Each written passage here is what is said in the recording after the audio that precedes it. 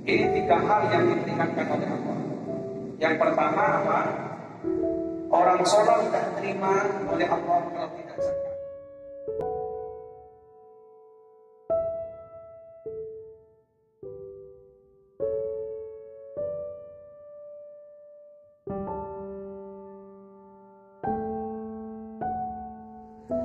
Bismillahirrahmanirrahim. Alhamdulillahirabbil alamin wassalatu wassalamu ala asyrofil anbiya'i wal mursalin sayyidina wa maulana Muhammadin wa ala alihi wa sahbihi ajma'in. Wa ba'du, qala al-musannif rahimahullah ta'ala nafa'ana bihi wa bi 'ulumihi wa bi barakatihi fid dharain amin.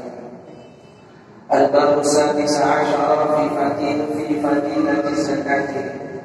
Bab yang ke-13 menjelaskan tentang keutamaan zakat. Wa hiya dalilun ala imani fa'ilha. Zakat ini menjadi tanda atas keimanan orang yang mengeluarkan zakat. Artinya selama orang ini masih membayar zakat, berarti dia masih punya iman di dalam hatinya. Kenapa? Fa'innal munafiqa yaqtani'u minha. Karena orang-orang munafik ini tidak mau membayar zakat. Kenapa orang munafik tidak membayar zakat? Liqaulihi la ya'taqiduha. Karena orang munafik ini tidak meyakini kewajibannya zakat. Ini yang menjadi pembeda antara orang mukmin dengan orang munafik. Kalau orang mukmin itu senang zakat, senang sedekah. Kalau orang munafik ini tidak mau. Qala Nabi sallallahu alaihi wasallam, az-zakatu qantarul Islam.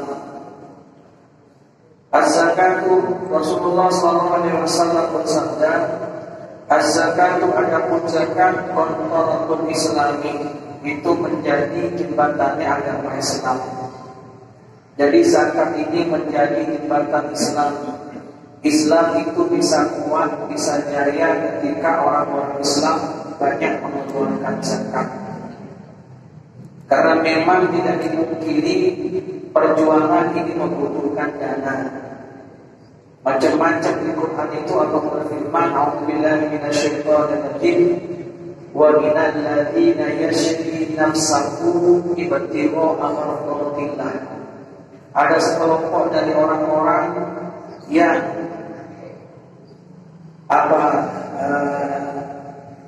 mengorbankan apa yang dia miliki tujuannya untuk mendapatkan ridha Allah Subhanahu wa taala. Ayat ini diturunkan atau seluruh nuzulnya kepada sebagian sahabat kanjeng Nabi yang masih bertahan di Makkah, termasuk Suhaib bin Sanan dan sahabat-sahabat yang lain. Sahabat Suhaib ini orang yang kaya raya. Dia diboikot oleh orang kafir Quraisy. Kalau dia pengen hijrah ke Madinah agar tidak disakiti oleh orang kafir Quraisy, maka harus memberikan semua harta bendanya kepada orang kafir. Suhaib bin Sanan ini memberikan semua hartanya. Yang penting saya bisa hijrah ke Madinah kumpul dengan Rasulullah sallallahu alaihi wasallam. Islam ini bisa kuat, dakwah Islam bisa cepat juga barokahnya Sayyidatuna Khadijah Al-Kubra. Beliau orang perempuan yang kaya raya. Beliau menikah dengan kanjeng Nabi, semua hartanya diberikan kepada Nabi untuk dijadikan modal perjuangan menyebarkan agama Islam. Maka sangat betul ketika Nabi mengatakan az-zakatu qantarul Islam.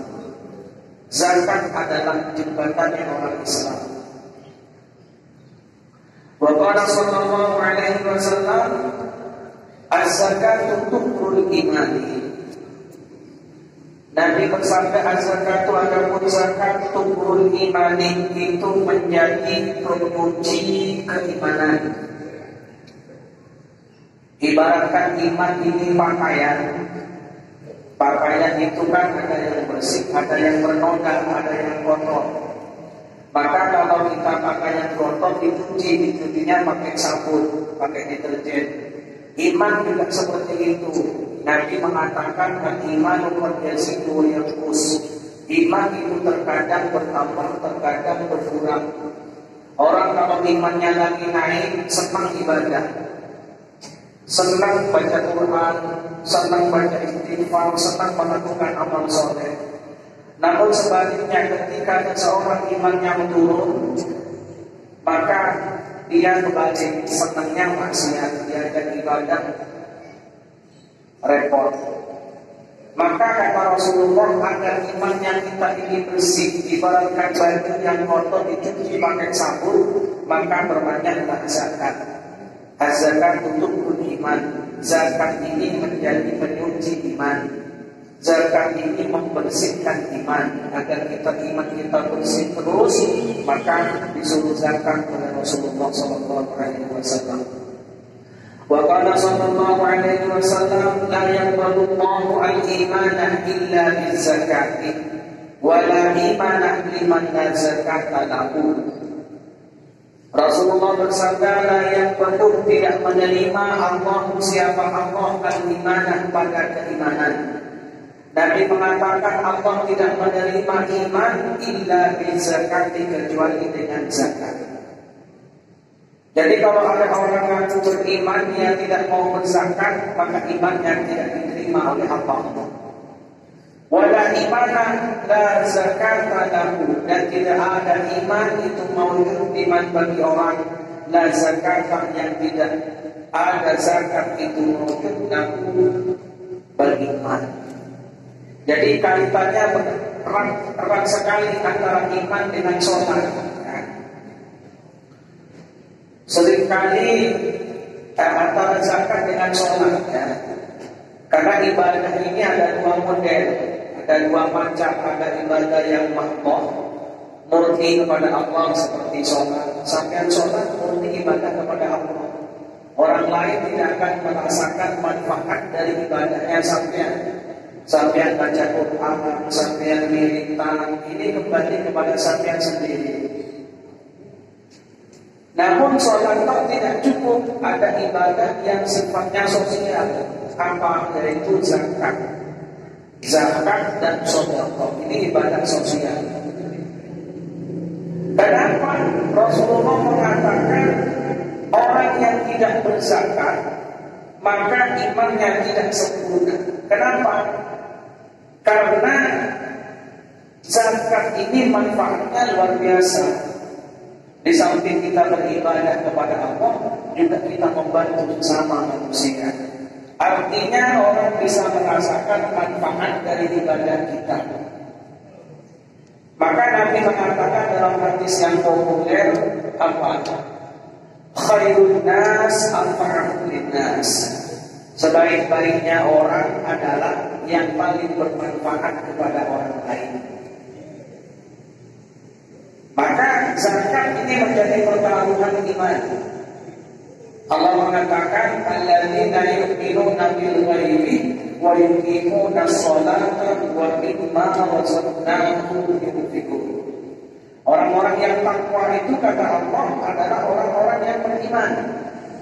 Tapi iman saja tidak cukup, harus yuqimuna sholat, mendirikan sholat. Iman sholat saja tidak cukup, harus wa mimma razaqnahum yunfiqun, dan dari sebagian harta yang dia miliki disisihkan untuk membantu orang lain. Wa qala sallallahu alaihi wasallam, hasimu amwalakum bizakati. Hasimu, bentengilah amwalakum, harta kalian semua bizakati, dengan zakat. Jadi Nabi mengatakan bentengilah harta kalian dengan zakat. Artinya apa? Kalau sampean hartanya kepengin nambah terus, kepengin barokah, bukan disimpan di bank, bukan disimpan di koperasi dan sebagainya, Tapi Nabi mengatakan, bentengilah harta kalian dengan berbanyak zakat atau sedekah yang sunnah.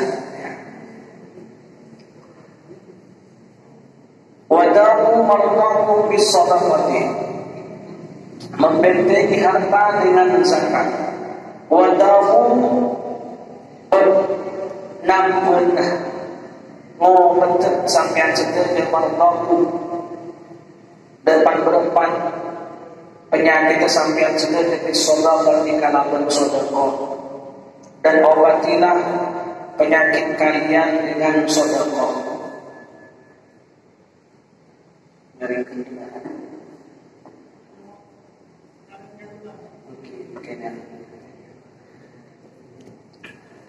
Jadi Nabi mengatakan, kalau harta kita ingin aman, maka perbanyak zakat.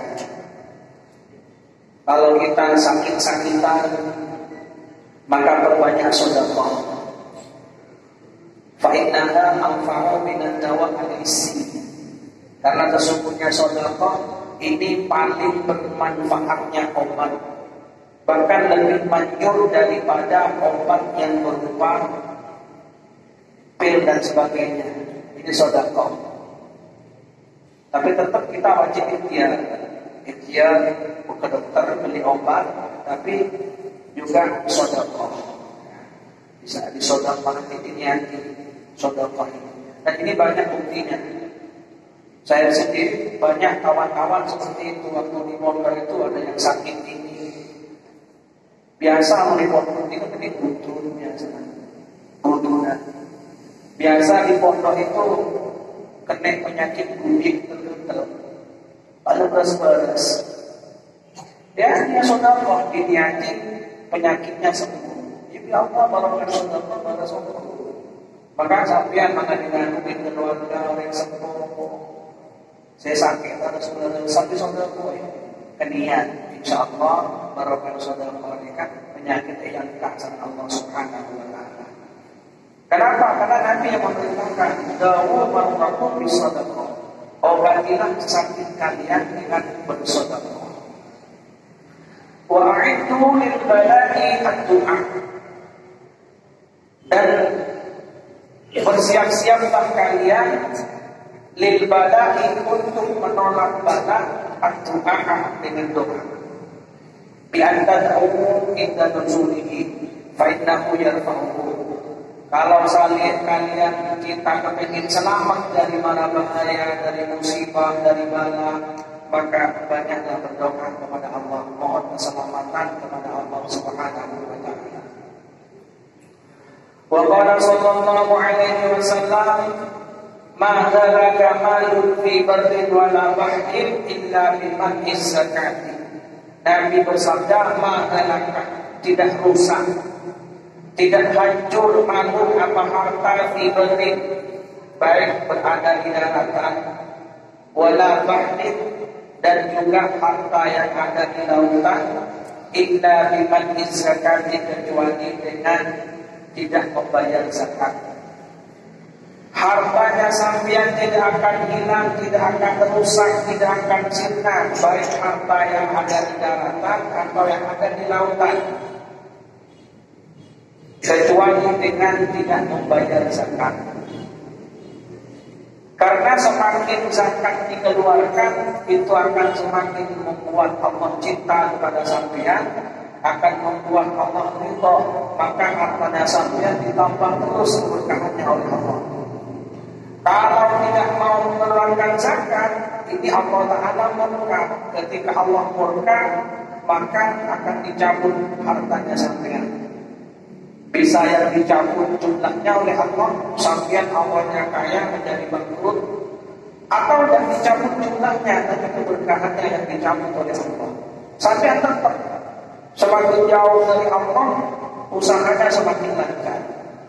Semakin jauh dari Allah, hartanya semakin bertambah. Tapi sampean tidak akan merasakan kedamaian, tidak akan merasakan ketenangan hidup. Anak, istri dan istrinya tidak mau dinasihati anaknya, durhaka, istrinya, pokok masalahnya banyak. Ini tanda berkahnya harta dicabut oleh Allah Subhanahu wa Ta'ala. Sebab tidak mau mengeluarkan zakat. Wa qala sallallahu alaihi wasallam la imana liman la salata lahu wa la salata liman la zakata lahu. Nabi bersabda la imana, tidak ada iman itu sempurna. Liman bagi orang, la salata yang tidak ada salat itu wajib laku bagi iman. Orang yang tidak salat maka imannya tidak sempurna, kata Rasulullah. Wala salat dan tidak ada salat itu wajib liman bagi orang, la salat zakat yang tidak ada zakat itu wajib laku bagi iman. Nabi mengatakan orang yang tidak sholat imannya tidak sempurna. Orang yang tidak zakat sholatnya tidak sempurna. Maka harus sama-sama dikerjakan. Kita yang harus sholat, harus zakat. Sampai yang sholat sibuk dengan ibadah, sampai melupakan sibuk dengan ibadah waktu sholat, meditan, baca Quran, sholawat dan sebagainya. Tapi melupakan ibadah yang sifatnya sosial. Maka ibadahnya sampean ini tidak sempurna. Jadi harus sama-sama dilakukan. Di samping kita sholat, juga jangan lupa zakat. Atau kalau paling tidak sedekah. Karena orang yang tidak sholat imannya naqis, imannya tidak sempurna. Orang yang tidak zakat sholatnya tidak sempurna.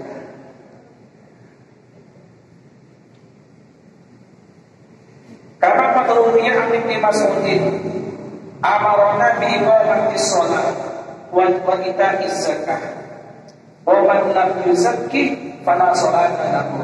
Sebagaimana hadis riwayat Ibnu Mas'ud, Rasulullah memerintahkan kami untuk melakukan sholat dan membayar zakat. Wa man lam yuzakki fala sholata lahu.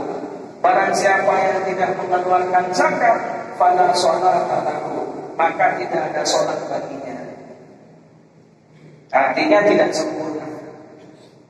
Wa fi riwayatin li Muslimin, disebutkan dalam satu riwayat dari Imam Muslim, man aqama sholata wa lam yu'ti az-zakata falaysa bi muslimin yanfa'uhu amaluhu.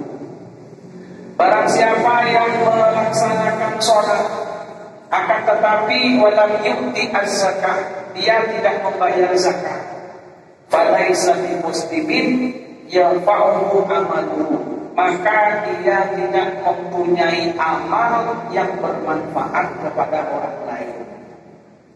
Orang sholat tapi tidak membayar zakat, maka orang lain tidak mendapatkan manfaat dari amalnya. Seperti yang saya sebutkan di awal tadi, kalau sampean sholat, manfaatnya untuk sampean sendiri. Artinya sampean tidak mempunyai amal jariah. Kalau sampean zakat, membantu orang, sedekah, ini bisa amal jariah. Semisal sampean sedekah kepada orang, uang, atau sedekah berupa apa? Sarung, baju, songkok. Ini amal jariah. Dipakai sholat, setiap orang sholat pakai sarungnya yang diberi sampean, sampai dapat pahala. Sampean sedekah berupa Al-Quran, misal setiap Al-Quran ini dibaca, maka sampean mendapatkan pahala. Tapi kalau sholat, sudah sampai kalau ada sholat tidak dapat pahala, baru sampean sholat dapat pahala. Inna Allah Ta'ala Qur'ana salasat asya'a bi salasati asya'a. Bahwasanya Allah ini membersamakan 3 hal dengan 3 hal yang lain. Dan yang dua-dua, tidak boleh ada yang kurang ini. Jadi menjadi syarat diterimanya dua-dua harus terpenuhi. Yang pertama adalah Falam yaqbal wahidatan minha bidunil ukhra. Allah tidak menerima salah satu dari keduanya kalau tidak gandeng. Apa saja? Faqala ta'ala, Allah berfirman, aqimus sholata wa atuz zakah. Perintahnya Allah, aqimu, dirikanlah oleh kalian as-sholat, as-sholat 5 waktu. Wa atu, dan bayarlah oleh kalian az-zakat, az-zakat. Ini gandeng. Allah perintahkan sholat dan bayar zakat. Jadi kalau ada orang sholat tok, dia dan bayar zakat, sholatnya tidak diterima. Ada orang bayar zakat tok dan sholat juga, zakatnya tidak diterima. Harus bareng kedua ini. Ini yang dimaksud Allah korona salah satu asya, bisalah satu asya. Falam yakban, maka Allah tidak menerima biwahidatan kepada salah satunya tanpa gandengannya. Yang pertama adalah sholat dengan zakat.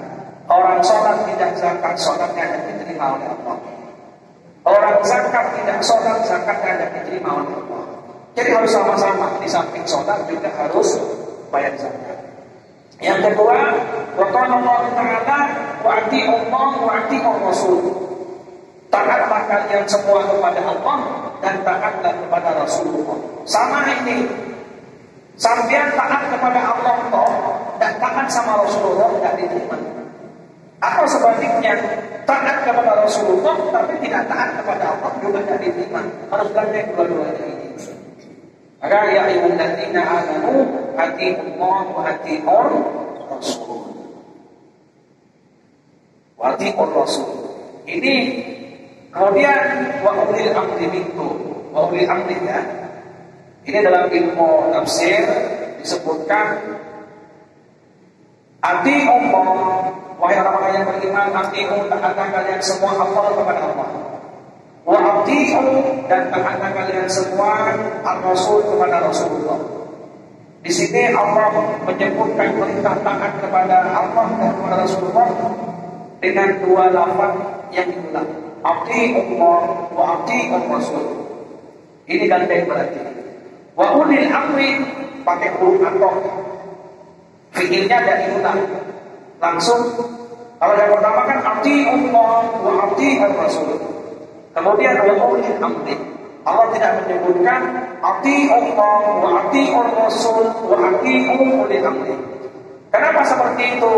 Karena kepada pemimpin ini kita wajib taat, tapi dengan catatan selama pemimpinnya tidak menyimpang dari syariatnya Allah Subhanahu wa Ta'ala.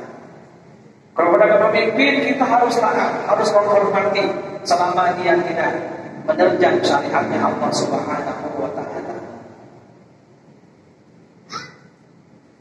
Ini gandengan yang kedua. Gandengan yang ketiga, Allah berfirman, wa qala ta'ala anishkurni wa liwalidayka. Bersyukurlah kalian semua kepadaku, kata Allah, wa liwalidayka, dan kepada kedua orang tua kalian, kepada kedua orang tuamu. Artinya ini Allah menggandengkan, ada orang bersyukur kepada Allah, taat kepada Allah, tapi durhaka kepada orang tua, maka ketaatannya ditolak oleh Allah Subhanahu wa Ta'ala. Atau sebaliknya, ada orang taat kepada orang tua, durhaka kepada Allah, juga ditolak. Harus sama-sama. Di samping kita bersyukur kepada Allah, juga harus bersyukur kepada orang tua. Artinya kita taat kepada Allah, taat kepada orang tua. Bahkan dalam hadis qudsi Allah mengatakan, man barra biwalidayhi wa aqani katabtuhu barra. Wa man barrani wa aqqa biwalidayhi katabtuhu aqqa. Barang siapa yang berbakti kepada kedua orang tuanya dan dia durhaka kepada saya, kepada orang tuanya baik, tapi kepada Allah agak-agak durhaka sedikit. Si Allah senang melakukan maksiat biasa. Tapi kalau semua terus luar biasa. Ini kebarukan orang yang semua kata tubuh berbuat, maka aku mencatat dia termasuk orang-orang yang berbakti. Ya kan? Tapi sebaliknya, waman berroni barang siapa yang berbakti kepadamu kepada Allah, tambah wa haqqah biwalidayhi, dan dia durhaka kepada orang tuanya, katabtu haqqan, maka aku catat dia sebagai orang yang durhaka. Sampeyan ahli yang berjamaah mencekur anak di amal saat tahajud, memberi sempurna orang ajar tulisan. Sampeyan itu di Allah yang anak durhaka. Sampeyan itu yang orang ahli maksiat. Meskipun sampai kemudian bagaimana pun bersebis-bisan, memberi sempurna langkah. Empon kita yang kepada Allah Subhanahu wa taala. Ridallahu fi ridal walidaini wa sukhtullahi fi sukhtil walidaini. Ini hadis yang populer. Ridho Allah itu digantungkan kepada ridho kedua orang tua, murkanya Allah itu digantungkan kepada murkanya kedua orang tua. Bahkan kemudian Kanjeng Nabi sebagai bentuk pengabdian bahwasanya seorang anak ini tidak akan mampu membalas jasa kedua orang tua, lebih-lebih jasanya ibu dan sekolah ini. Karena kenapa? Sebab kedua orang tua lah kita bisa seperti ini. Sebab kedua orang tua lah kita bisa lahir ke dunia, kita dirawat, dididik, dimasukkan ke pesantren, dinafkahi. Coba orang seperti kau orang yang kemarin ini, tak ada orang kan sedekah. Maka barokahnya luar biasa. Nabi mengungkapkan, lau kuntu anak maka ma'ataita ru'ahak kiha. Ala al-jannata tahta aqdamil ummahat. Lau kuntu jensange lamun kenung sampean, lah maka dak curi sampean. Sampean ini dagingnya dipotong-potong, dicincang-cincang, bahkan potong malebotnya selip paroh, malebut kecil-kecilnya. Sebagai bentuk pengabdian kepada orang tua, ma'ataita ru'ahak sampeyan sidunong kincang-kincang sampeyan kan sebagai bentuk pengabdian ma'adaita ru'ahak itu masih belum sampai pada seperempatnya pengabdian. Bayangkan jalur hati nafkah keren sepo, wajul obor keren sepo, anak keren sepo, sampeyan belum kesedikit cincang.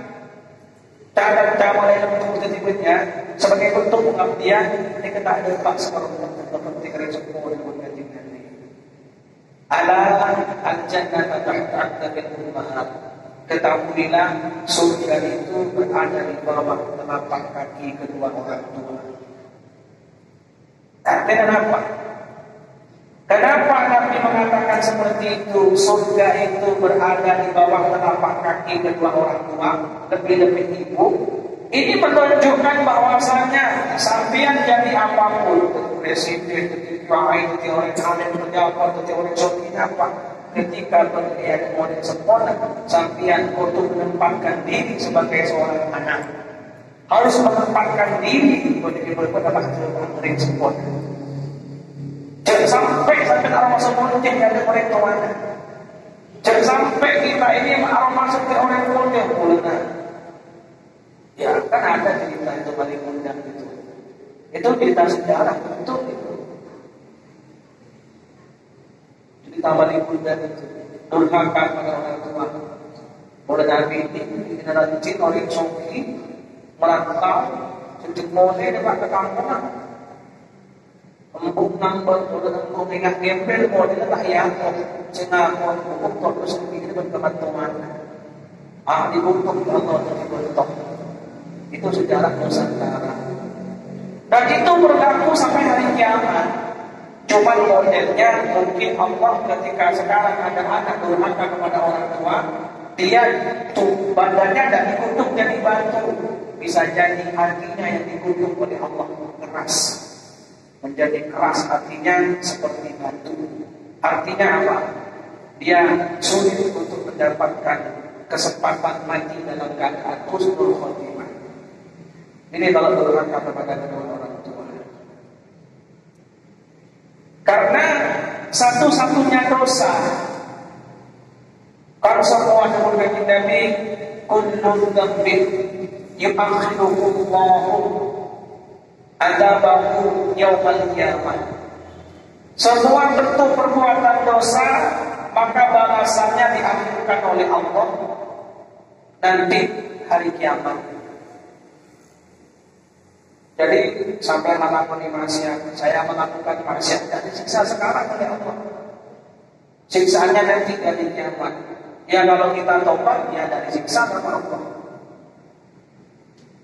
Illa al-uquq lil walidain, illa uquq walidain. Semua dosa azabnya, siksaannya, balasannya diakhirkan oleh Allah kelak di hari kiamat, kecuali dosa durhaka kepada orang tua. Fa inna Allah yuhajjibuhu fid dunya, maka azabnya durhaka kepada orang tua Allah berikan selama di dunia. Macam-macam azabnya,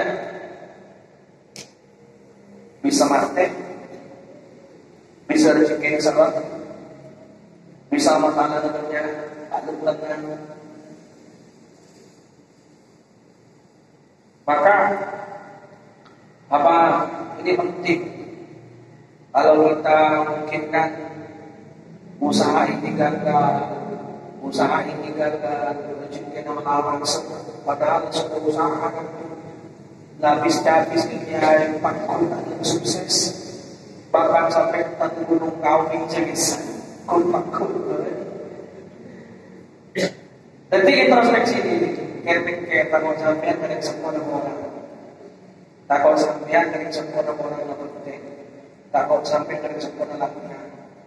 Langkah dari semua itu boleh makan, boleh cuma alamat dari semua, boleh maknokol dari semua, musim dari semua berarti.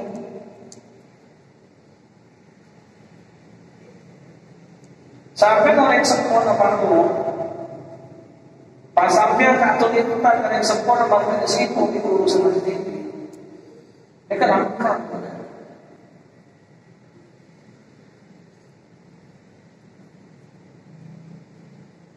Orang sempurna tak perhatian boleh, maka lebih pilihan cinta bisa. Mereka langkah di situ. Bahkan dalam hadis mereka terangkan. Namanya mana? Kadang kan boleh sekali tahu. Orang sempurna juga, orang tua kita marah, posisinya kita benar, orang tua yang salah, kita benar. Orang tua marah, kok dikit, ini lagi bisa nyampun. Ketika ini lagi cuti mereka kok bisa nyampun. Lebih baik kau ingkir lagi.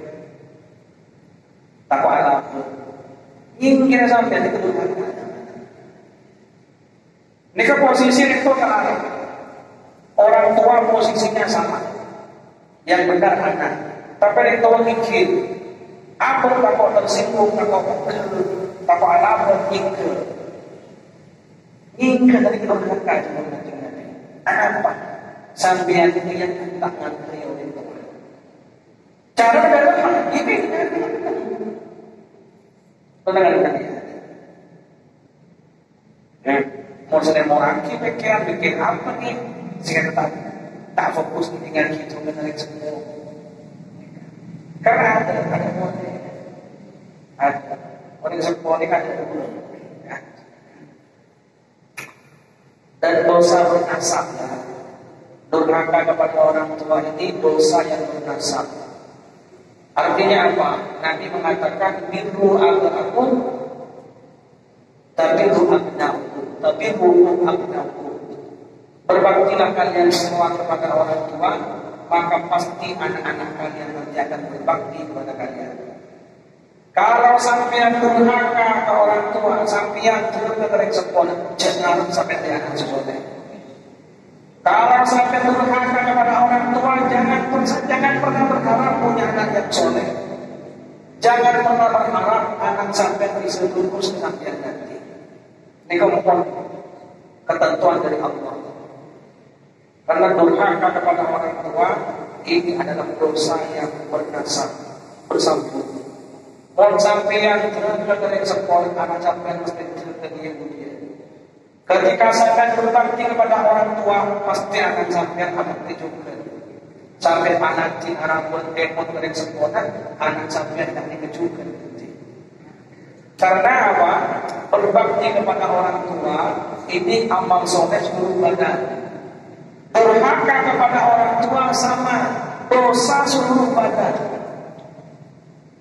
Sekali orang durhaka kepada orang tua, maka seluruh badan berdosa. Mulai dari gondong rokok sampai ke gondong sokok dosa kabeh.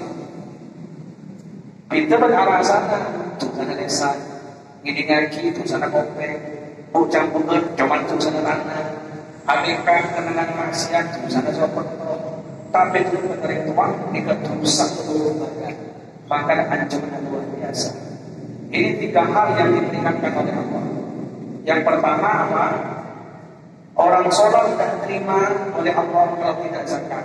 Juga sebaliknya, zakat tidak diterima kalau tidak sholat. Kedua-dua. Jika kedua orang taat ke Allah, tak terima pun taat ke kanjeng Nabi. Begitu juga taat ke kanjeng Nabi, kalau taat ke Allah juga tak terima. Kedua-dua. Saya kata asokor ke Gusti Allah, dikejutkan asokor ke orang sepuh. Sampian taat ke Allah, terus beri sepuh tak terima oleh Allah. Sampian namanya mana? Terus kalian sempurna, terus ke Allah juga pada. Ini kebutuhan Allah. Ini kata Allah amal akan salah satu dari keduanya saling punya keterkaitan.